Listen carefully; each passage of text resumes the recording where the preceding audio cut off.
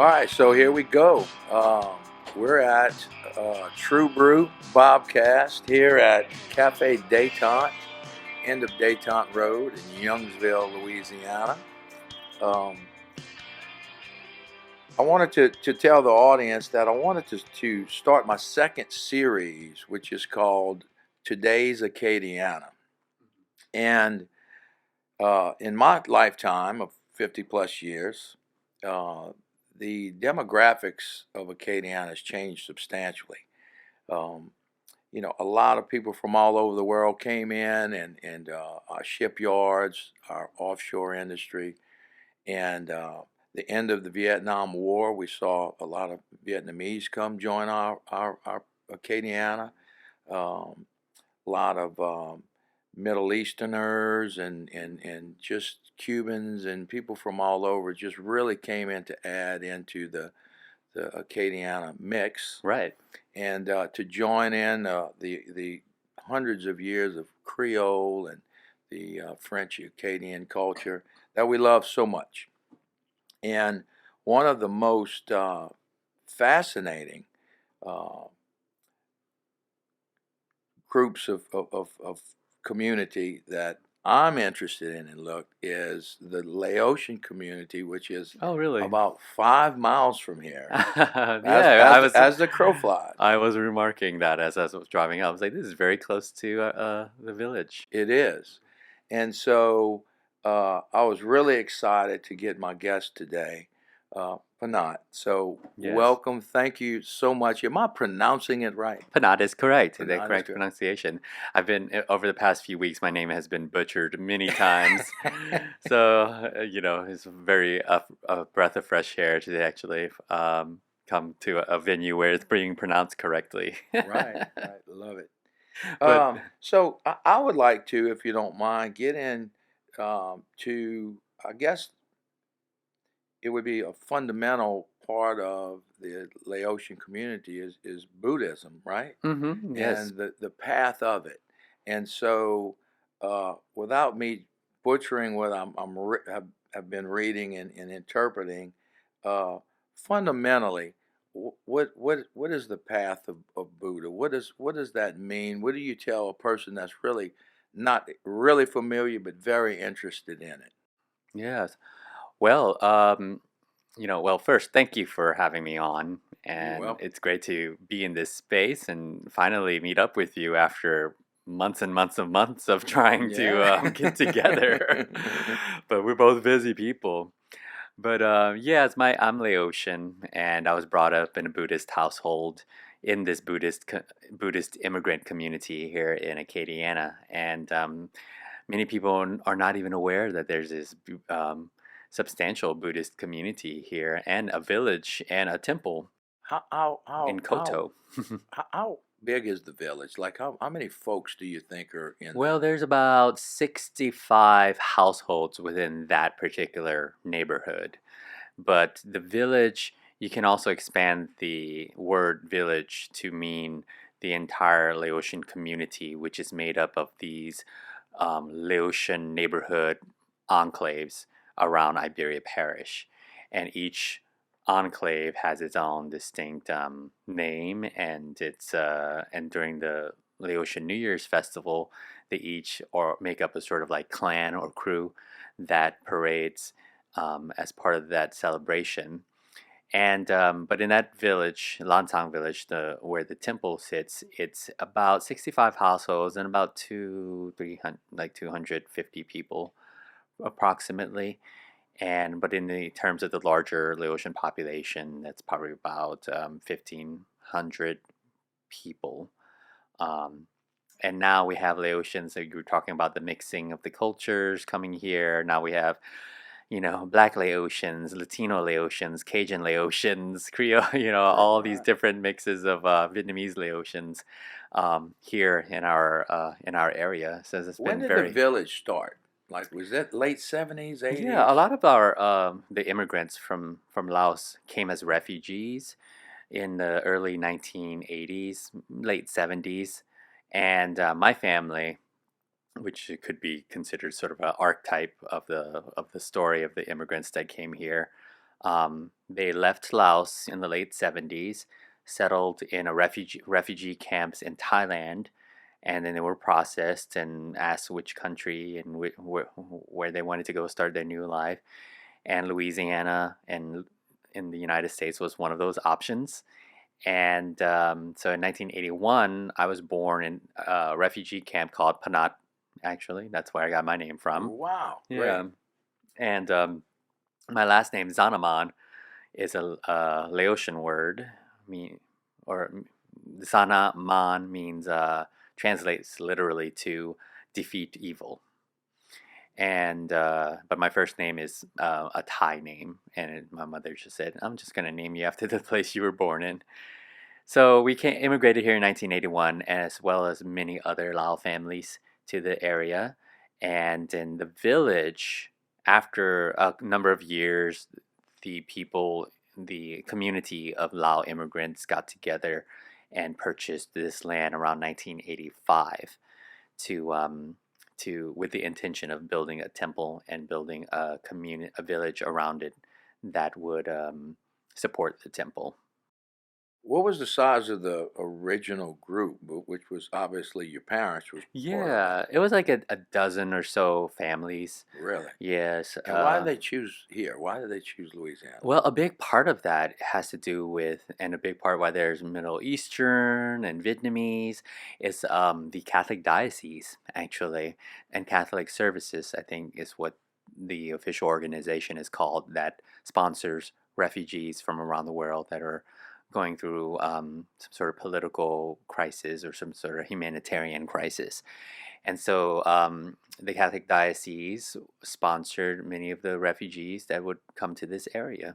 So Really? that was the first that was the connection to southern Louisiana as a place to come and settle. That's real cool. What so my original question. So cuz I'm Mr. Confused guy. So a lot of your first group were Christian Catholics.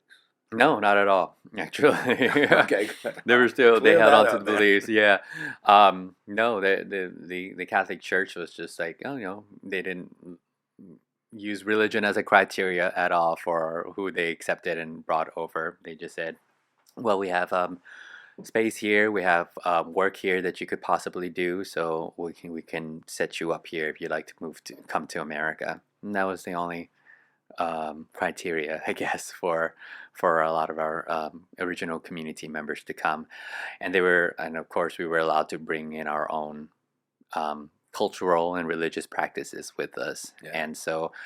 There were no temples, Buddhist temples here at the Right. time, Right. so they had to quickly find a way to practice that. And I think um, a group of a group of the immigrants here found a Laotian Buddhist monk that was practicing somewhere else in the United States and said that, hey, our community is in need of a religious leader. Can you come and be part of our community? And he still lives and practices here till this day. What was the skill sets they brought? Were there fishermen and craftsmen and professionals? It was a mix of all. Yeah, it was a mix. Most people were from smaller villages, and so and working on farms and just manual laborers from where they were. And when they arrived here, many of them worked in these lower income jobs and sweatshops, really in the seafood and agricultural industry in Louisiana. Whether that was peeling and shucking oysters and crawfish and shrimp in these sweatshop seafood places, or picking peppers on Avery Island at Tabasco, or sorting potatoes at the Bruce's Food canning facilities.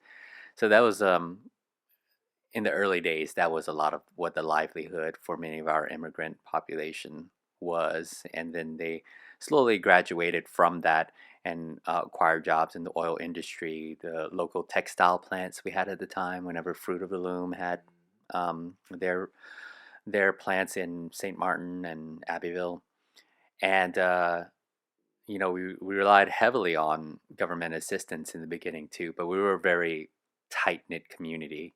And my mother started at a Laotian Asian grocery business in Liberia, and many of the immigrants went to there to get all of their necessities, and she would get produce, order in produce from Texas or Houston or California, and then people would actually have a place to sustain their food culture and go purchase those products. And they would take because they were low income and just getting started, they would get government assistance and food stamps and bring that to the market. And so, and then my mother, it helps my mother's business really thrive and become successful, but she also reinvested that money back into the community. And if people needed a store credit, or they needed a small loan for something, and you can imagine immigrants coming to this country with no credit history, no, not much of anything. They can't go to a bank for a loan very easily. So we really had to build this sort of support system for ourselves and rely on each other within the community. And it was just so inspiring to see that growing up and looking back at it in retrospect, um, seeing how just small things, like someone maybe, having a unexpected expense for the month and come in and say, hey, can I just put this on store credit, and I owe you, we just tear out the receipt and we're like, okay, this person. And because it was those days, we were such a tight knit community, we all knew each other, and we knew that person was good to pay it back and everything like that. That helps a lot, and I think these days that sort of community structure and support system isn't really missing. Um, and I would love to try to bring that back in the work that I'm trying to do, and the position that I'm running for state senate. But How long did it take for? I'm sure the whole language thing was a big deal. I mean, y'all, everybody was frantically trying to pick up English, and tell us, how was that um, journey? a lot of the my mother has been in this country for nearly 40 years now, and she's still her English is still very shaky.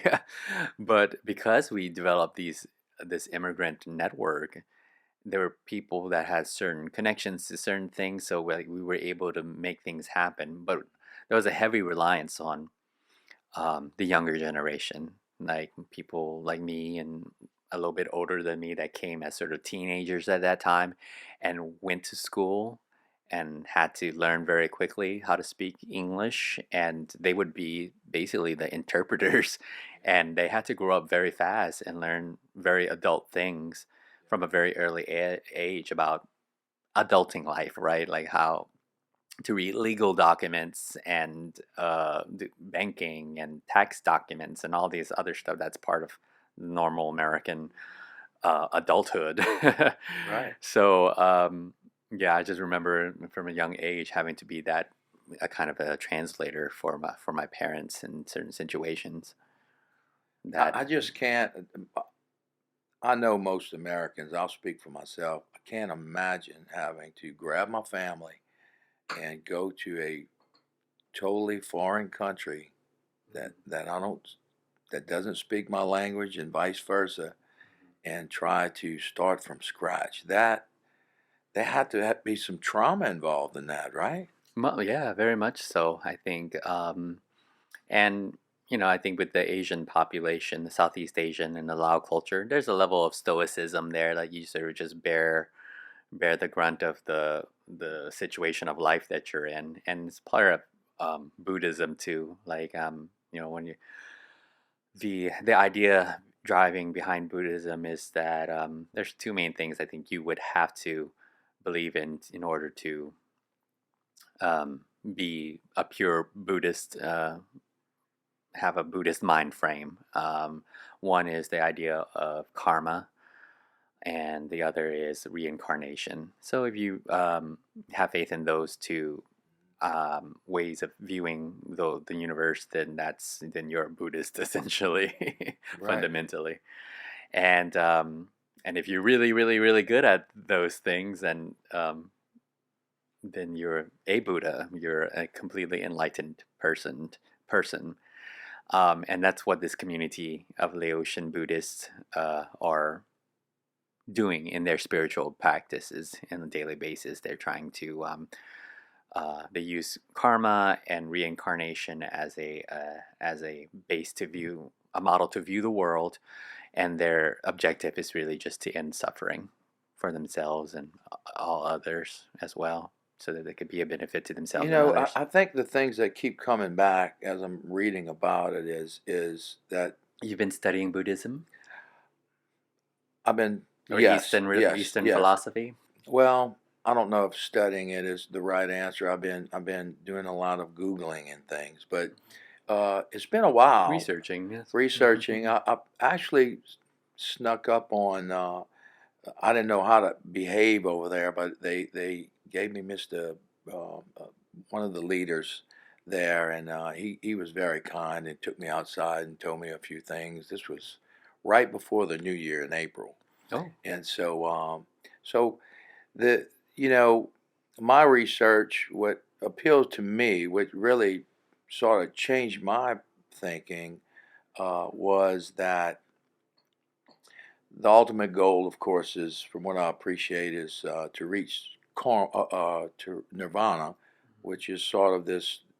But you know, the statement that keeps coming back to me is that suffering is ignorance of yourself, is what is in that the four steps of the pathway, the Buddha way. yeah. The Four Noble Truths, is that, Yeah, or and the but Eightfold Path? Hmm. Con, and I'm hoping you can elaborate for us a little bit, but just the ignorance of yourself, of who you are. And I think about how many people just live this life that they think they should live, or they think somebody else expects them to live, or Yeah, whatever. yeah. And it just really got me thinking deep on finding out who you really are to do that. Am I missing a real big piece of it here? Is that what y'all? Yeah, you're touching on it. I think for Buddha, his teachings, suffering all comes from the mind, right? And we suffer because we're attached to a lot of things. Some of those things being the stories we tell ourselves about the kind of person we should be. So Cravings? yeah, these cravings, right? These attachments to these cravings, like, oh, I have a craving to be a successful person and have the house and the car and the job and all these wonderful things in my life. So that craving, is in itself, in what Buddha would say, attachment, and is causing you suffering. So because you're so attached to a certain view, and if that doesn't happen, you're just going to be a miserable Right. person and not happy.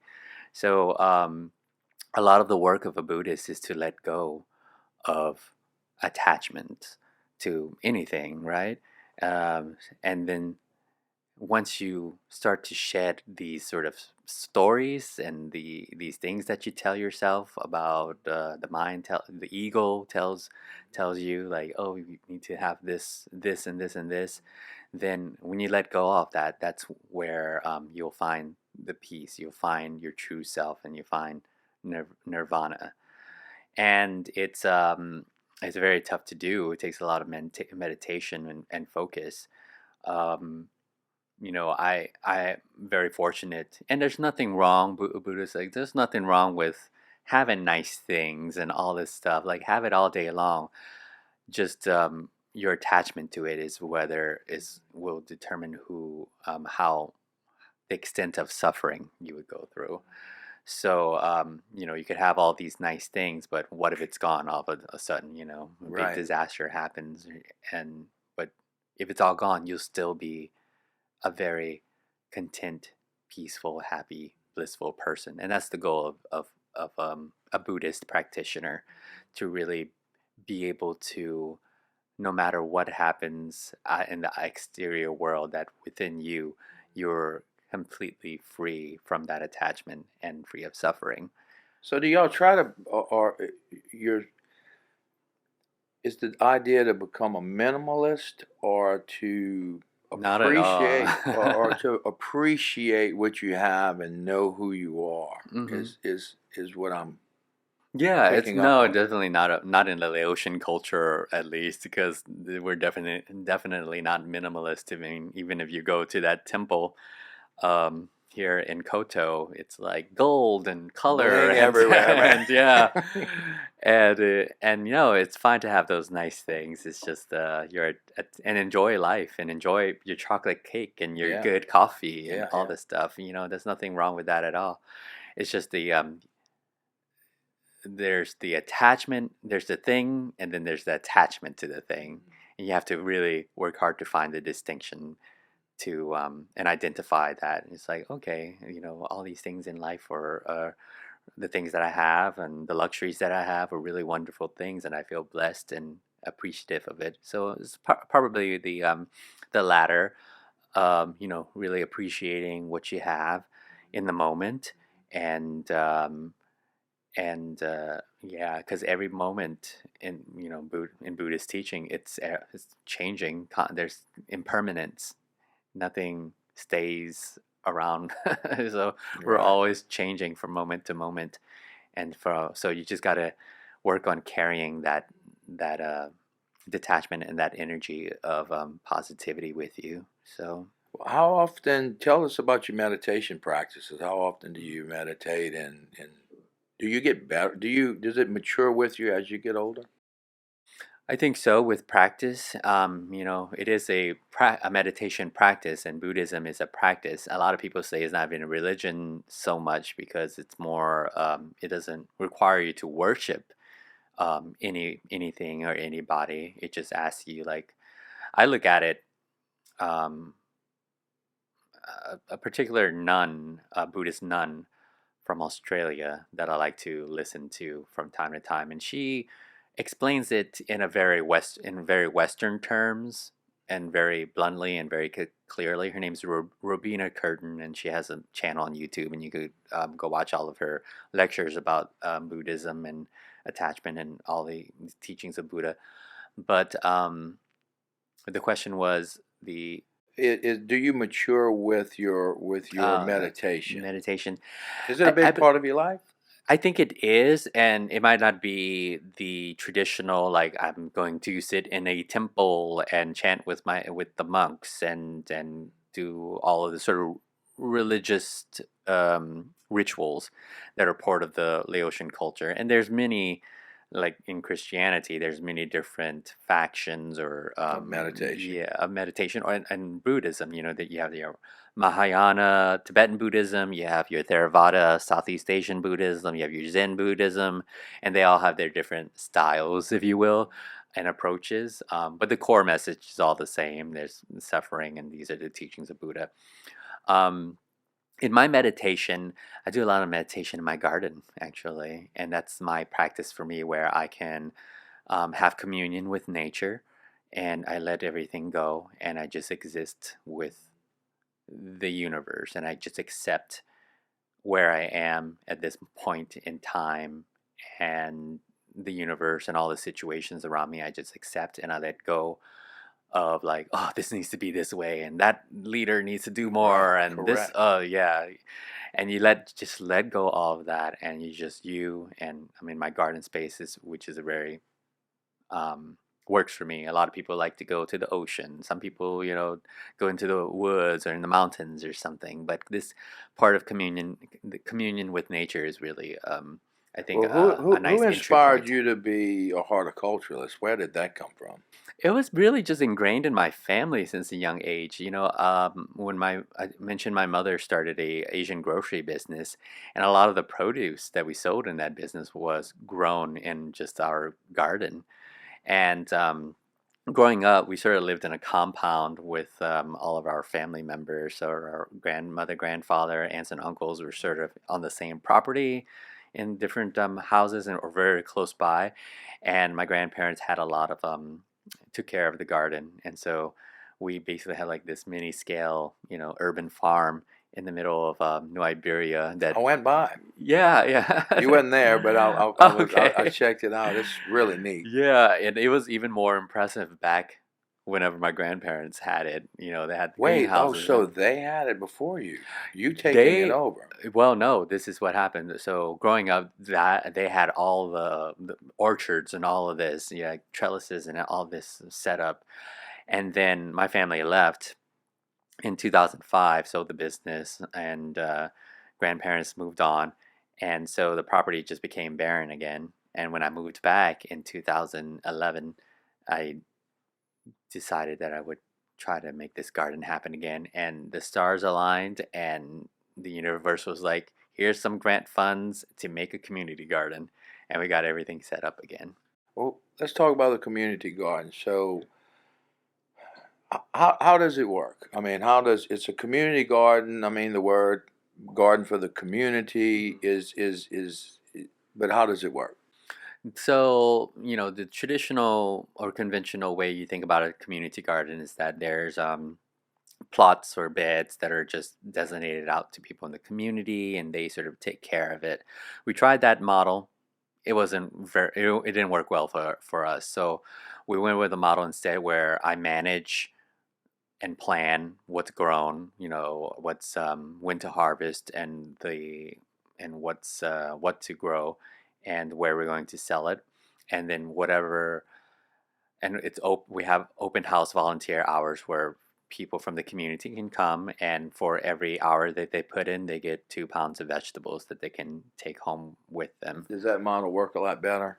It works a lot better for this case because the community garden sits on private land, and there's a um, situation with access and being able to maintain security and stuff. And we're in a very low income neighborhood, and there's been, you know, some theft crime and stuff. So just being able to manage it in a more in a more just secure way, it was very important and a need for us.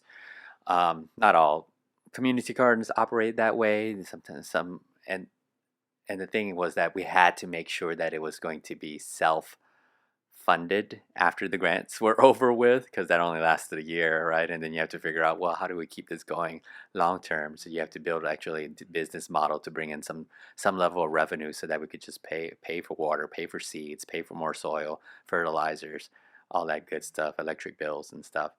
um, so making sure that it was producing enough and there was enough of each thing and it was very planned out, was going, you know, that we had a business plan was very Now, important. is it kind of farm to market, or do y'all sell to restaurants, or to grocery stores, or to the open public? How does that work? It's a mix.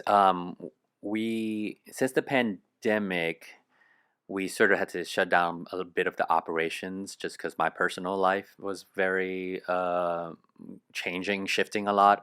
But now I think we're about to reboot a lot of our sort of way that we distribute vegetables. So one, whenever we do have a harvest, we've been sending it down to Scratch Kitchen in Oh yeah, Lafayette. oh yeah, I love it. Uh, They just moved. yeah, yeah, I just had lunch there, and that's why I was late, by the way, because That's okay. somehow we ordered, and then 45 minutes passed, and we're like, still didn't have our food, and so I went up and I was like, "Where was? I Can you love that can place, you man. help me find our food? We've been waiting 45 minutes, and some it got lost somehow. It didn't make it. The order didn't make it to this kitchen anyway. So, thank you for being your patient Yeah, oh with yeah. me. Oh no, no problem. But that's why I was running late, and then so Scratch, and we also had like this spin-off project of this farm stand called the Berry Fresh Market that opened up down the street. And we send our vegetables, any surplus vegetables we have down there. Uh-huh. And we also had a CSA, community supported agriculture vegetable bag subscription. So for people would sign up, pay $200 for an 8 week subscription, and we'd say, okay, it will start here in November, and it's like winter, fall vegetables, and you get a mix of things from our garden, and that was worked really well for us. So those are the three primary ways that we sell vegetables, and then the people that come and volunteer can just, it's a work vegetable And exchange. how does that work down here? My dad was a sugarcane farmer, and Mm-hmm. he loves to garden and did Okay. it. And you're from I'm from right here? Centerville, Louisiana, on the Okay. other side of Franklin. Oh, okay. And my dad, they farmed sugarcane Mhm. down Bayou Sally towards Burns Point. Great land. I grew up on a farm. But so do you sort of like uh, plant like you don't plant it all at once where it all ripens at the same time. No, we You just sort have of to do stagger it. succession Yeah. planting usually to try to and make sure we have some sort of bumper crop in between seasons, and usually in the summer between July, like June 15th to September 15th, we just shut everything down because we've been doing this for 10 years now, so we've learned what works best for us. But yeah, succession planting. We're just starting our fall planting right now. There's a mix of starters, and we'll start from seed, like a bunch of trays. Transplant that all into our vertical hydroponic systems, and we have a couple ground beds as well. And we have support from a little bit of support from the community with some very dedicated volunteers that love gardening. And then we also have woofers, which WWOOF. It's Worldwide Opportunities on Organic Farms, and it's basically like Airbnb, but Right. for people that want to work on That's farms in amazing. exchange for room and board. So you just feed them and give them. So you have a few rooms? Yes, I have an Airbnb that I rent out 2 week in like 2 week in increments to a guy that works in the oil field. So he comes in for a hitch, and then he leaves for 2 weeks, and then in between that, I just open up the room to a lot of young visitors coming from all over the world that just want to come to Louisiana Right. and have a nice place to stay. They have food, and Absolutely. then they help out in the garden a couple hours a week, and that's enough to keep our little small farm operating and going. But now we just had a young lady named Jen that we set up. She has a camper, and we set up a little plug-in for her camper, and she's like a permanent chef, a food specialist in residence, I should say.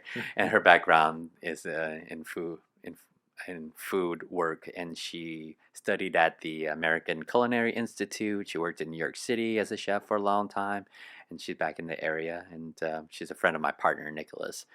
And we're like, come stay with us, help us garden. It could be Absolutely. this whole wonderful thing. She used to be a food stylist, which is really interesting too. Food stylist. Yes, What's a like food stylist?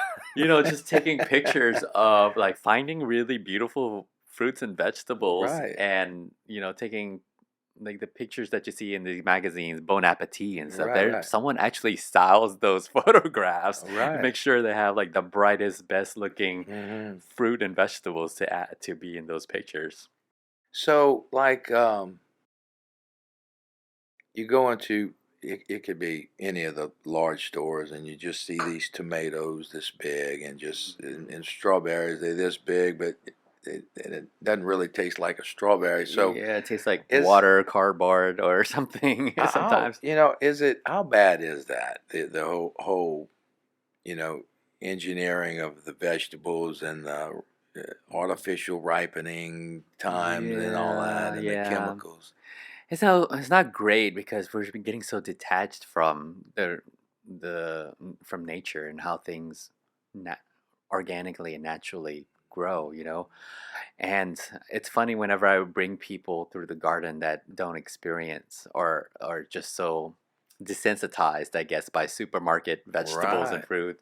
And we're going through the garden and we're picking fresh strawberries or fresh blackberries or fresh tomatoes, and they pop it one in their mouth, and you're just like, it's like seeing the Milky Way galaxy for the Right. first time, and their eyes just light up, and they're like, "This is how It's supposed it's to supposed to taste. taste." Right. Like, yes, this is how it's supposed to taste. So we do field trips for school groups from time to time, and yeah, it's like opening people's eyes to what nature is giving us and what the land gives us is I think helps give them newfound respect for nature as well, and that's just something so beautiful and something I love about that part of my job of doing making gardens to eat and gardens to meditate in as well. It's right there in the soil. You don't get more connected to the universe Absolutely. than right there. I love it. And that's so great seeing all your new planting out here as well. Seeing because that whenever you plant the seeds now, and very Well, soon you might be getting lots of Gil good at stuff. Native Son, he really helped me to understand the organic beds, and you have to commit to it. It's real easy to to grab some chemicals of this and that, and so me and my wife took an Italy trip a couple years ago, and the guy that reps the wine around here, he grew up in Cortona, and we went to the vineyards over there, and amazing how everything has to be natural, and it is well regulated. You can't water the grapes, no insecticides. So now they have to plant mint and different things to keep certain bugs out of the way, and it's very well, very integrated organic pest control system. Yeah. but real serious. But you know what? Guess what you get? A wonderful natural grape and eventually wine, man. Yeah. Yeah, and it's just so I would love for our areas to really embrace sustainable agriculture and as a viable industry in this area. We're surrounded by the monoculture of the sugarcane farmer industry and stuff, and it's I just want to show people like there's another way of farming and growing things that can be much smaller scale, but still as bountiful and abundant, and give us a lot of good livelihoods and really bring us closer to nature and closer to I was to talking these about wonderful my things. little 50-year lifestyle and a lifespan, and that picture right there is my grandpa. That was 2 days before he got deployed. In the military? Yeah. 2 days before he got deployed he went to New Guinea. He was in the Pacific corridor for in World War II. But look at the size of the men. Yeah. You see what I'm saying? Uh-huh. You don't see one of them that's probably over 165 pounds. And all right, so that's 70 years ago. And we just got in this big machine, and the food and just fast food and processed foods and hormones and next thing you know, our dementias and it's I hope we all reconnect to where you're going. It's so important what you're doing right there. Yeah, yes, and we definitely need to expose people to the situation, and there's big pharma, big farms, big agriculture, big ag, and they have so much power to really conceal a lot of things to us, and they do. Yeah, so things like you mentioned processed foods. I mean, they might as well call it type 2 diabetes, That's type right. 2 processed food disease, dementia. Yeah. If I can go back alarming. A little bit in your village in the Laotion village. My community out there. Community. I love them. I know you do. Hey, I've been seeing some. Who are all these crazy people on the floats and all this? Is that all your aunts and stuff? Because it looks like a party. It is, and that's how Laotian people like to do everything with a party, and maybe some Hennessy involved as well. And it's fun. I grew up around that context, but sometimes I was like, oh, I just need a quiet space, please. Maybe that's why I spend so much time in my garden because the music can get so loud. But you can probably hear it from here sometimes. I love it. But from when your parents came to your age and maybe now younger, Is it getting a little? They're getting a little more westernized. Is Yeah. what's the difference between the communities in Laos right now, and what do you have in your community here? Oh yeah, it's absolutely getting more westernized. We're losing a lot of the language in the younger generations. They won't speak it. Like the cases of my nieces and my daughters, my sister's daughters, they can understand it a bit, but they won't speak it. They feel shy about it. I don't know, and that's very common to see in the younger Is generations. it all bad? Is it a bad thing, or is that something that you're trying to Well, I think preserve? I think it can be cultural preservation for me was a big reason of why I moved back after moving to New York City and coming back and seeing that so much of the culture was being sort of assimilated out. And the practices, these spiritual practices, these cultural practices are so, and the ties that we have to the homeland and to our ancestors are so embedded into them. And that's so important to one's spirit. So moving away from your spirit is, I think, it's a dangerous thing. It just leads to um, Is some of not the knowing old oneself. is some of the older ones in your community, does it bother them that they're becoming a little more westernized, or are they hmm happy that they're mixing into their new world? Yeah, in some ways, they're glad that the younger generations are more easily, able to navigate the Western world and get, have the education, be able to access jobs and other opportunities. That part of it is, I think they're happy about because they struggled so much whenever they first came to get all those things, right?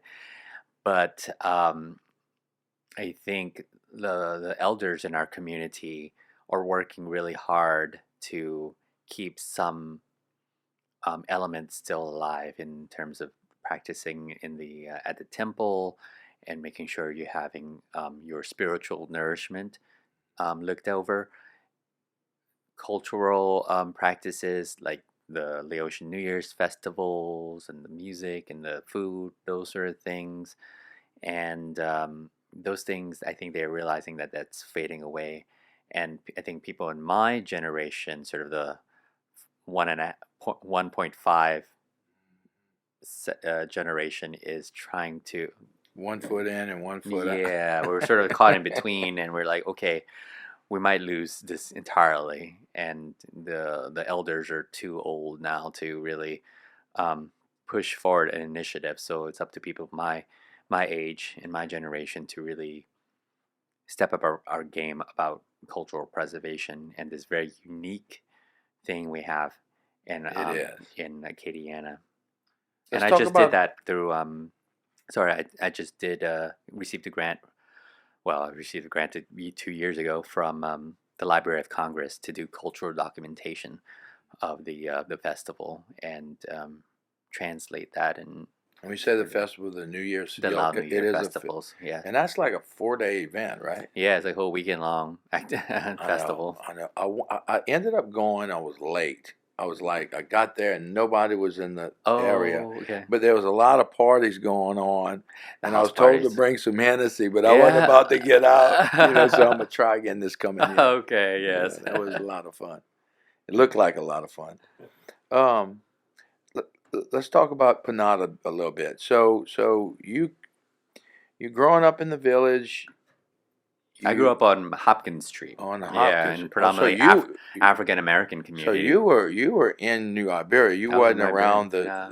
I mean, we would regularly go to the village, to the temple, and meet up with friends and do house gatherings and stuff over there. But mm, I was in the Asia Market enclave on Hopkins Street, which is another um, neighborhood of Lao people in right, that part of the West End part of New Iberia.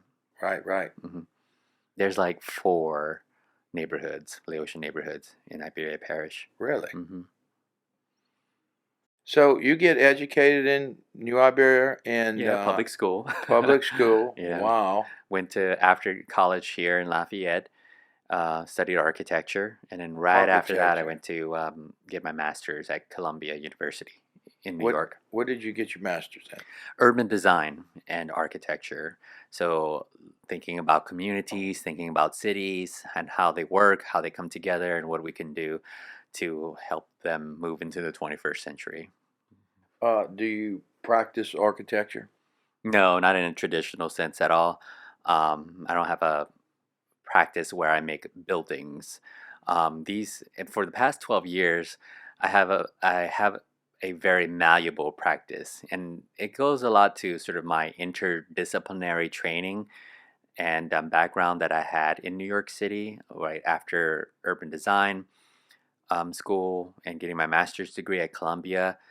I interviewed at a few like sort of corporate architecture firms, like the big New York firms that do projects all over the world, and I realized that sitting in a corporate office environment was not for me. So I was like, well, what else is there to do? And some of my professors and mentors um, brought me on as their into their studios, and we worked on some really great research and architecture projects on various cities and communities around the world.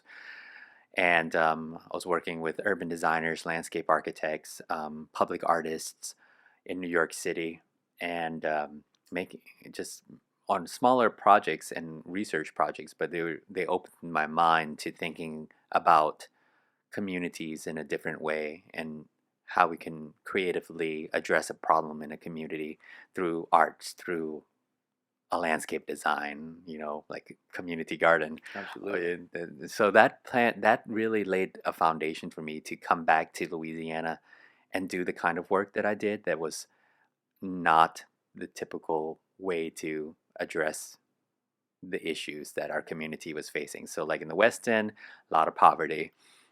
When you have a lot of poverty, you're going to have a lot of crime. And a lot of people are like, well, we just got to build more, we have to have more police, we have to have more prisons. I'm like, no, maybe we should try community gardens Right, right, right, and right. arts-based projects and opening up more educational spaces. So it's been a battle to put these projects out there and show how they can benefit the community and save our government and our taxpayers a lot of money. Oh my God. So how long did you stay in New York after you graduated? 5 years. 5 years. Yes. That's And a then I had nice a stint.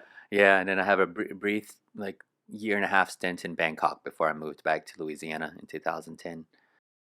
So your experience out there and looking at several urban projects and different things, what works? What's gonna where do we need to start the building blocks to work our way out of or into a better place in Acadiana? You know what? I was in my training and working the sort of methodology that we looked at was making our feedback loops in the work that we do in communities tighter. And that means just basically if you do something in the community, you want to show the feedback on that as quickly as possible, or the benefits from that project get back to the community as soon as possible.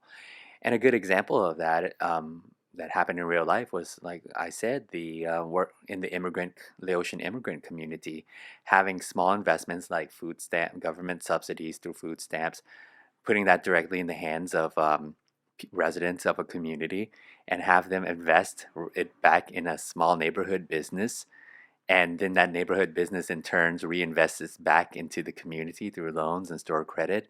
And that's what we call a tight feedback loop, as opposed to let's give the big corporations a bigger tax break and hope it trickles down Right, to right, right. Joe Blow here on Hopkins Street, New Right. Iberia. So I think moving forward for our Acadiana communities, we need to embrace a small scale model approach, a small business, investing in small businesses, looking at neighborhoods, smaller communities, and just having them be invested in each other and making sure that they um, find more cohesion and unity and build stronger communities that way. That would be my approach as someone who's looking to be a government leader in the area. Just develop legislation for programs that would really increase these small scale We can businesses. talk. We can talk for 3 days on that too, Yeah. because I looked at a lot of incubators and different things of that nature, and my thought is, and I wanted to. I'm already having conversations here at the cafe for that, and you know, um, I was fortunate to be in business my whole career and to grow businesses. And what I found was we had a lot of startups. I worked for a private company. I worked for myself. I owned several businesses and all. But for the majority of my career, I built businesses for a private company. And what I found was uh, all of my managers in a 30-year career uh, was groomed, and none of them had formal educations or anything like that. Running a business is a process, and so um, you know, Susie the hairdresser that wants to start her own salon, or Peter the painter that wants to start his own painting business. Um, they don't need money. Money is something they do need, but money doesn't. Money is most of the time, my experience, what I see, is just going to lead to not being really successful. What Peter needs is a fundamental. Peter the painter would need is a fundamental uh, group. So I'm thinking, like, here's this business that's an LLC, and it has all the infrastructure of the administration, dealing with banks, dealing with insurances, dealing with the ins and out of the business and banking. And Peter and Susie needs to get out there and learn how to put a crew together, set up a shop, and execute. And meanwhile, back at the farm, they can come back and learn that business from a P&L standpoint, and that takes a while. But to learn P&Ls and learn how a business works and cash flow and the risk and all those things while you're trying to execute a business is, I think, the model of that support should go from there, and to build wealth in the community. So when Peter and Susie become successful, they're going to hire people from the community, and then we get another chance and another bite at it. Um, so anyway, we could talk a lot about that, but Oh yeah, it's a long it's a conversation. long conversation. We won't solve it on this podcast, but uh, it's interesting, and it feels good to have. I mean, you could have easily stayed in New York and took off and, Yeah. and took I had took a a whole nother. fabulous life in New You York. People were like, "Why are you leaving this?" Not only that, Or you're why are rolling your you? sleeves up and you and you Mhm. and you're looking at public service. Yeah, So so when did you come up with this? When did this happen? Was this always in the plan? I think at some point my heart, my heart is here and in the along the bayous and along under the live oaks of this area, and with the Buddha, with the temple and community that brought me up, and I have always felt an obligation or a purpose.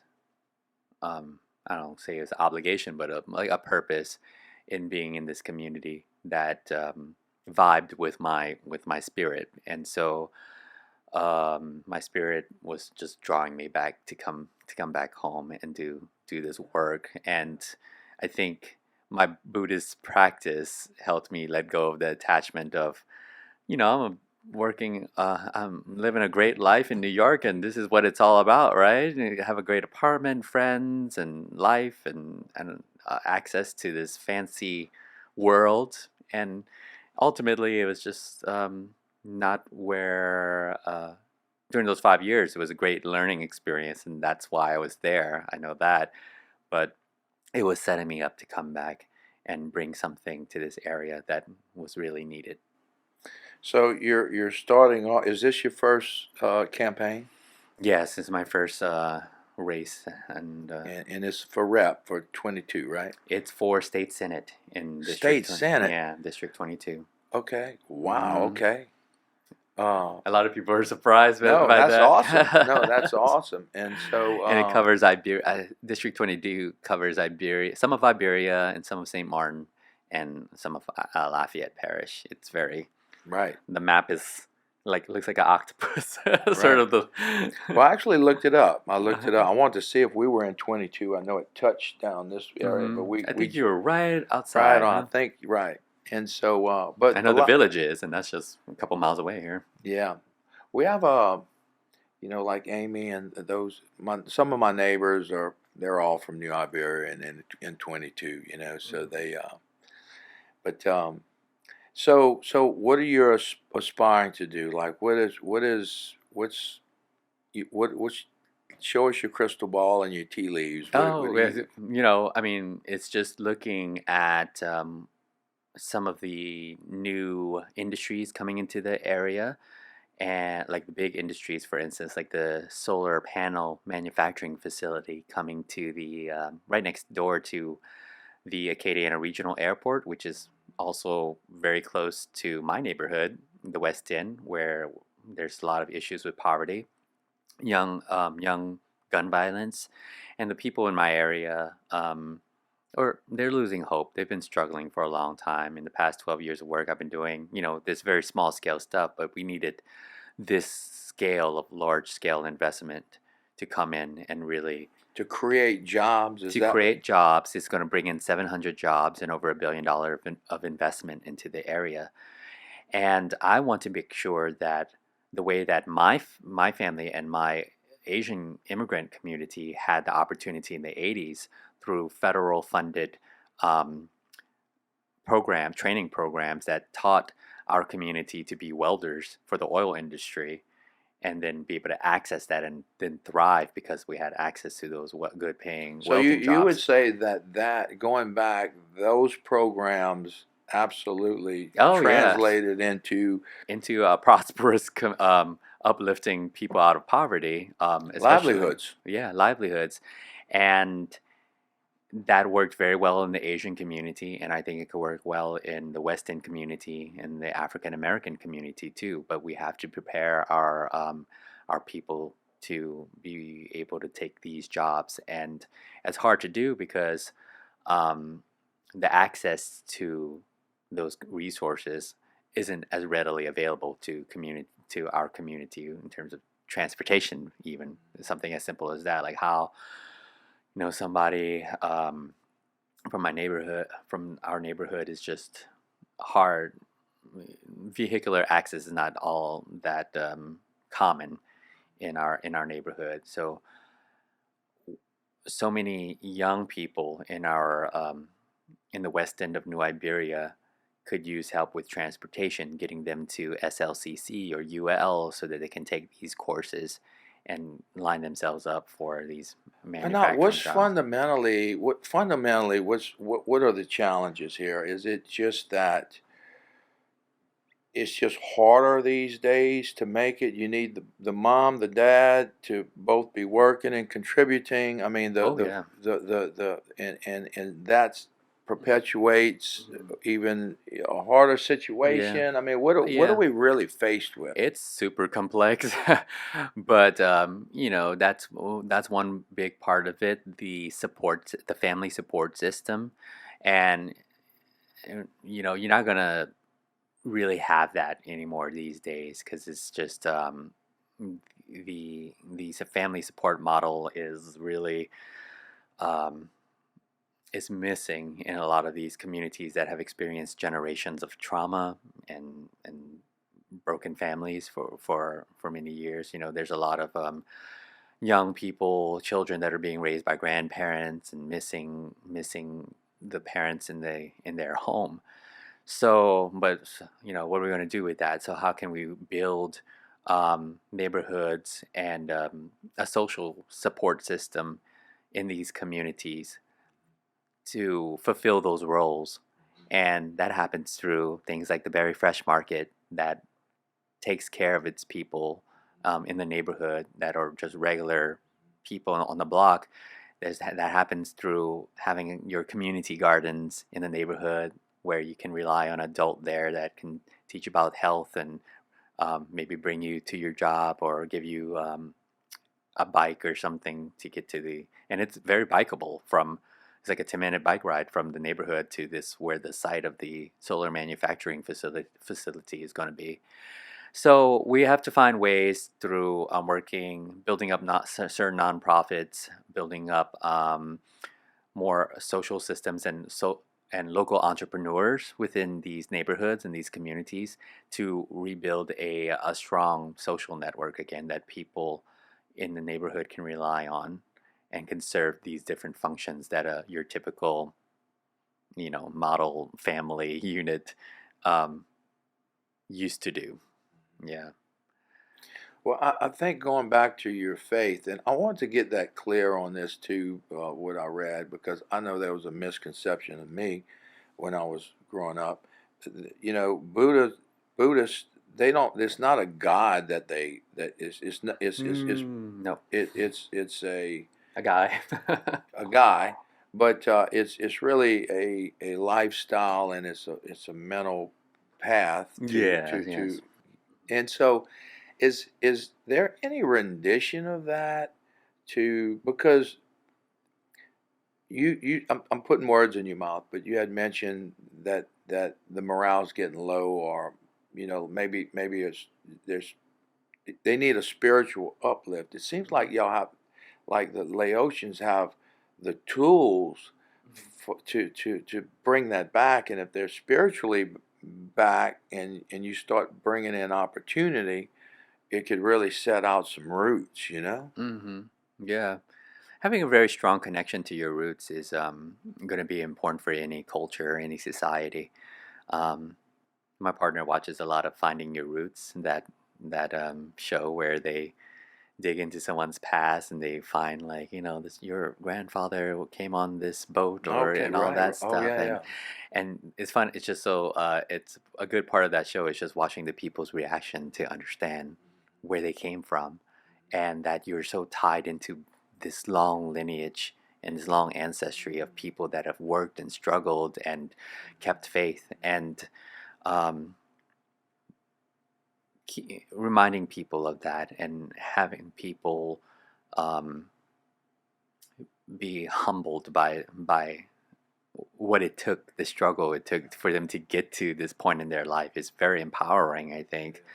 And I've became really empowered because growing up, I didn't really, I did the whole going to the temple and doing the chanting, but I didn't understand really what I was doing. It wasn't until I moved back as an adult and spent some time in Thailand and Southeast Asia where I really understood the context of these practices, and it really empowered me to go on this 12-year journey that I've been on since I moved back to Louisiana to um, pursue work on myself and meditate on myself so that I can be a person, get rid of all the negativity in my life and be a person full of joy and contentment and bliss, so that I can be a benefit to others.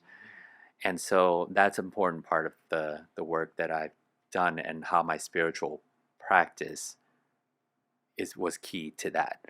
Um, Is your partner Laotian? no, he's a American, grew up in a Catholic household. Wow. So And we have Catholic practitioners that come and meditate at the Buddhist temple too. And can I go one day? of course, of course. I There's a would love wonderful to. woman named Hedy Nunez, um, from the Lafayette area, that's been involved with the Buddhist community for a long time, and she found she tells the story of how she became very ill, and she found solace and peace through meditation and through Buddhist practices, and she uses it as part of her larger spiritual path, and it brings her peace and it brings her contentment and joy to face her illness at that time, which was really bad, and she's like, it allowed me to be at peace with the world and the situations I was in. And she seems very healthy now. She has to be careful, but yeah, it worked very well for her, um, holding both of those religions at the same time for her pathway. Well, I have a really good buddy of mine that talks about emotional intelligence, and his whole work is about that and the chattering mind. I think we have like 15 minutes left. Okay, we'll wrap it up. And just that chattering mind, and how to control that, and I'm taking. Yeah, But there's a lot of quietness that there can be a lot coming out when you quiet your mind and just accept yourself. I think what I've encountered with a lot of Catholicism, and it's not a really critique or judgment or anything, but there was they come from this sort of it's just a totally different mindset, I guess. I grew up Catholic. Yeah, just thinking like, well, you're gonna be punished if you in this way and stuff. So Yeah. that was so foreign to me to think about, like, and for Buddhists, because the only punishment you get is from Yourself. from yourself. You Right. put the bad out there, you're gonna get it back, buddy. The universe has a perfect accounting system, Right. and you plant the seed, and if it rains the right way and it's the right temperature, those seeds are gonna come up, and you're gonna have weeds in your garden. Well, one thing about the cafe, I tell everybody to check their religion and their politics sort of at the door, and let's talk from a curiosity standpoint. Yeah. This is a little different because you're running for politics. Ah, yeah. And that's And a I'm big deal. a first Buddhist probably running for Look, I'll in the say state. this. I mentioned this on the giving you the tour. The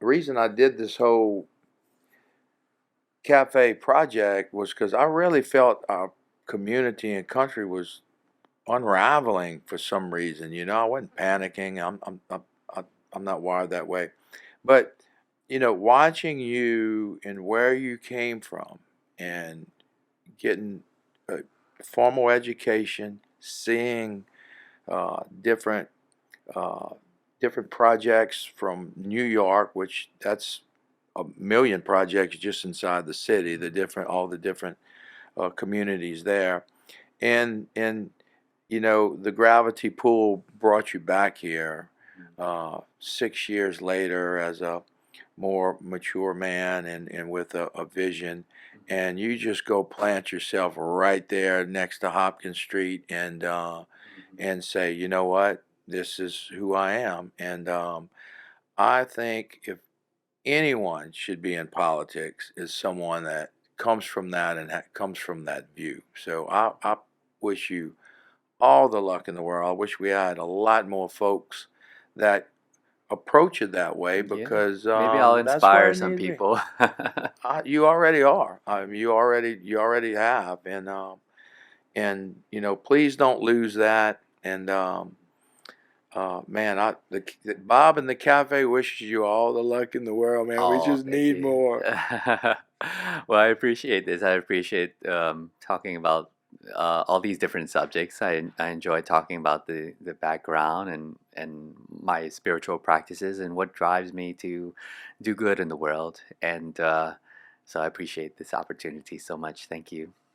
Well, I think your project in New Iberia and what we're doing here have a lot of similar ties. So I guess my ask is that maybe you can help connect me with your community there to where they can come sort of share some enrichment and some knowledge, so everyone will get to uh, know their practices and their beliefs a little better, and just their humanity. And I mean, look what they produce. They produce a rock star right here. So that's what it's all about. So we would love the participation if you can help.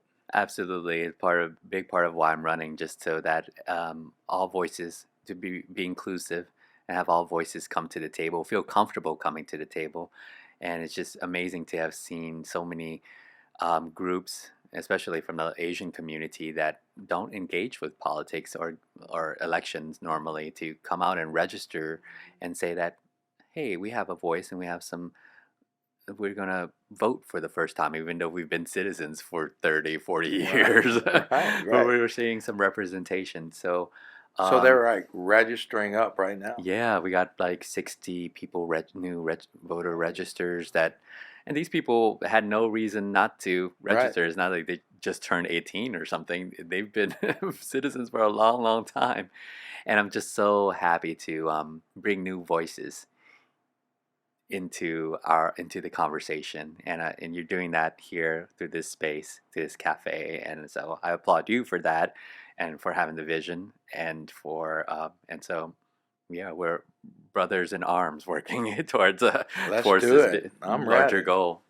Well, look, I sort of drove the questions here, and I apologize if I hogged the mic on that. But I'm very happy what did I leave out, or anything that you would like to say, to anybody that's listening to this, that's in 22, that is considering voting? Is there anything you would like to say on during the podcast? Absolutely. I think just jumping off of the last comments we made just now about inclusivity, and our country is going through this terrible divisiveness, and we have to find ways and leaders to really help guide us through and bring us together again so that we can survive in the 21st century. There's a lot of big problems that we're coming up against now, and I love to see young people, and I'm seeing it more with Gen Z people being more engaged with the issues, and with politics, and just having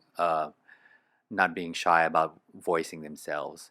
And I think for Gen X and millennials, we were told like, oh, don't talk politics, try to avoid politics and religion in those conversations. But I think it also kind of led to some of the issues we're having, and and most of our leaders being in their 70s and 80s and not understanding the issues that we're dealing now. So we need to bring more voices and different generations in the conversation. So that's why a big part of why I'm running to, just that we have that kind of representation and younger people being more active in shaping our future.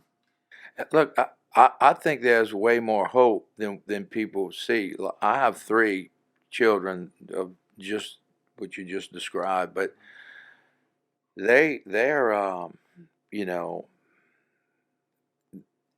the things that we thought matters doesn't matter to them, and they are activists. They are bold.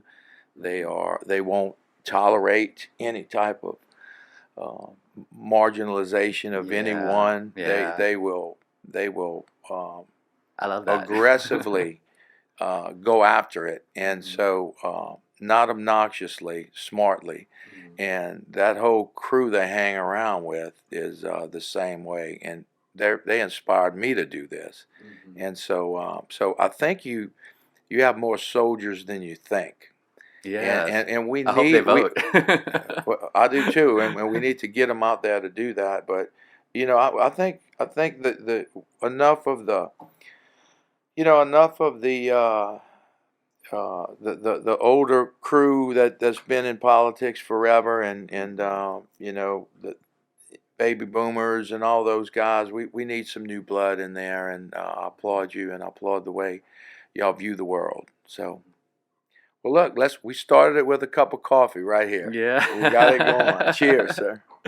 Cheers. Thank All you. right, Phanat, good luck to you, man, and thank you for coming. Thank you so much. Will you come back one day, maybe? Of course, yes. I still October 7th is the. Yep, that's right. The Veillée. Yes.